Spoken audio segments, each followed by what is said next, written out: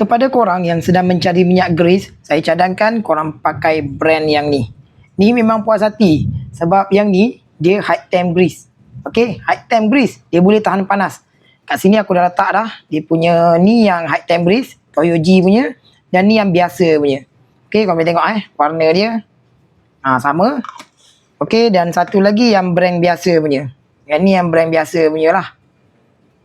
Ni yang biasa punya, dia letak kat sini. Jadi kita akan test menggunakan api.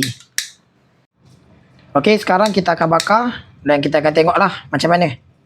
Okey, kita bakar. Ini yang Toyoji punya.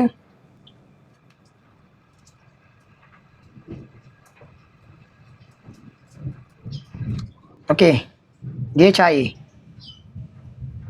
Okey, sekarang kita bakar yang ni. Nampak? Yang ni dia makin lama dia kering.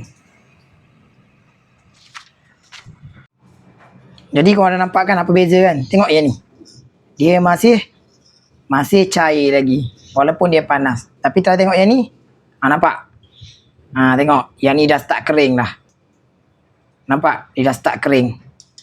Jadi pada korang yang nak dapatkan brand Toyoji, dia punya grease, high tank grease, korang boleh tekan dekat bag yang ada dekat bawah. Ataupun dekat video ni ada gambar produk. Korang boleh klik dan terus boleh beli. Korang dah tengok kan? Nampak beza dia? Yang grease ni dia dah kering, tapi Toyoji punya high temp grease masih lagi cair. Nampak? Beli yang kualiti bagus punya. Okey guys, untuk dapatkan performance yang bagus.